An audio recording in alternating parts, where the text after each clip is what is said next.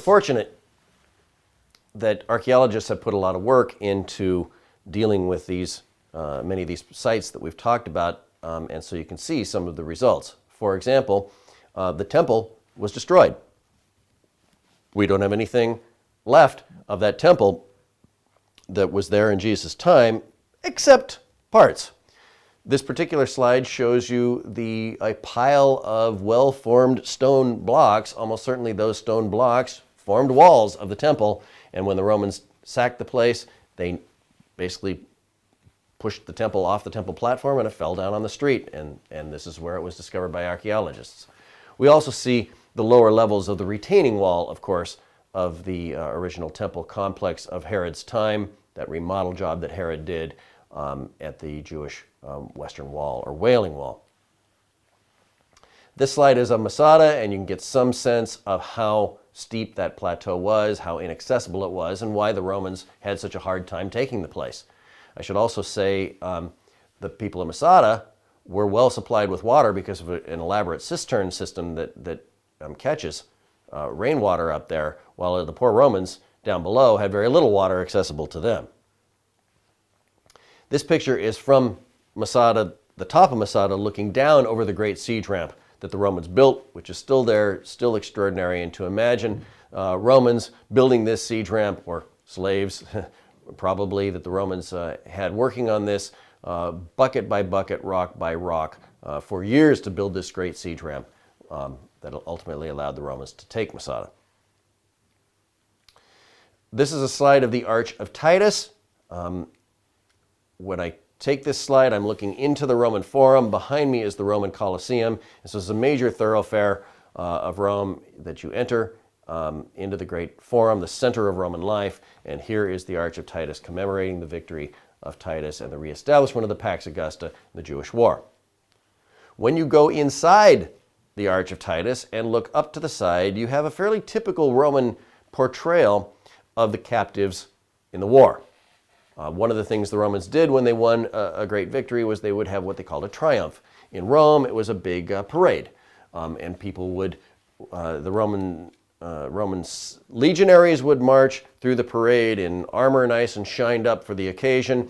Then you would have the spoils of war and the captives of war, and then the whole thing would culminate in the general who led the victorious general who led the forces, and the general would come in an ivory and gold chariot, much to the applause of the Roman people. This portrayal in the inside of the Arch of Titus shows the captives of war carrying the spoils of war, that is the Hebrew people, some of the Hebrew people had been captured, as well as some of the spoils they brought back. On the shoulders of the captives, you can see the great candelabra. This is a great golden candelabra that was in the temple in Jerusalem. And underneath the great candelabra, you see a box. What is that box? Some people think, on one theory at least, that this was the Ark of the Covenant. If this was the Ark of the Covenant, then clearly Indiana Jones was looking in the wrong place. In fact, it was brought back to Rome. Other people think it's not the Ark of the Covenant. In fact, it is a table of showbread or some other piece of furniture. We're really not sure. Here is a portrayal of the Roman coin that the Romans produced after they were victorious in the Jewish revolt. And we can read this thing, well, with some training you can read this thing. It's all in abbreviated Latin. But starting at the very bottom on the obverse, or the heads side, where we see a head of the Roman Emperor Titus, it says, I am P, Emperor, T, Titus, C-A-E-S, Caesar, D-I-V-I, of the divine, V-E-S-P, Vespasian. Then it says P-F, Pius Felix. Then it says A-U-G, Augustus. Then it says P-M, Pontifex Maximus. Then it says T-R-P, having the power of a tribune. Then it says PP, Pater Patriae, father of his country. And then it says COS and the Roman numeral 8, that is consul for the 8th time. The Romans know how to pack a lot of stuff into one coin. That's just one side. On the back side, then, we have the victorious general standing by a palm tree, personified Jewish people in the form of a woman crying, and the inscription says, Judaea capta. Judea has been captured. The Pax Augusta has been restored.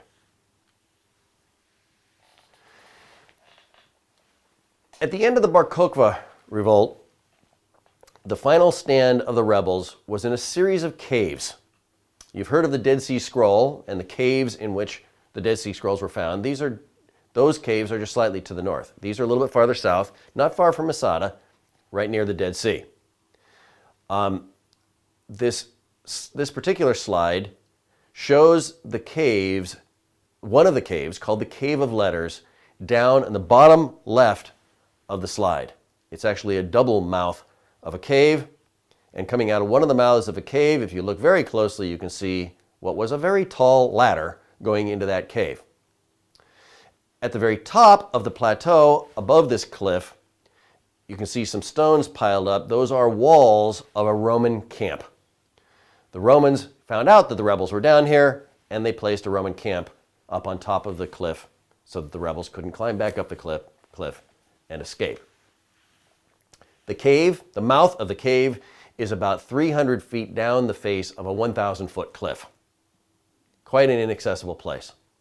I had the opportunity in the year 2000 to film a Nova special that took place in this particular cave, in the excavations of this particular cave. It was called Ancient Refuge in the Holy Land. You will want to see it. It's a very good episode of Nova. If you do watch it, watch very carefully because I'm on it for precisely 4 seconds doing some of the high-tech stuff that we were doing in the excavation. It was quite a difficult excavation. We had to do a technical climb. It took a 45-minute technical climb every day up and down to get into this cave, and then we excavated all day inside the cave. And what we were excavating for was the remains of these last rebels. We call it the Cave of Letters because we found some writings inside, including some of the letters from Bar Kokhba himself. We found some of the bones of the rebels from that revolt, and all in all, quite an extraordinary excavation, the Cave of Letters. Here's a picture inside the cave. Some of the areas where we excavated. Excavating inside a cave is quite interesting and difficult business.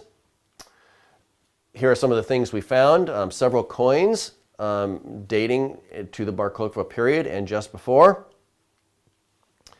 Here are some of the writings that we found inside the cave, and especially an earlier excavator, Yigal Yadin, found some of these writings, including the personal papers of a Jewish woman who lived in the southeast of Israel. Extraordinary reconstruction of her life from these papers. And this last slide, in fact, shows us the rebels themselves, their skulls. We had a strange situation where the skulls were buried separately from the bodies. We actually found ultimately the skulls and the bodies, and were able to recognize they're from the same period, and these probably are those last rebels who stood against the Romans at the Cave of Letters. The bottom line of all of this is the Romans once again sending messages. They are not going to stand for anybody disrupting the peace. They are going to stand for the Pax Augusta. They are going to stand for the rule of law. They are not going to tolerate rebellion, but they are going to do so in the name of keeping the peace.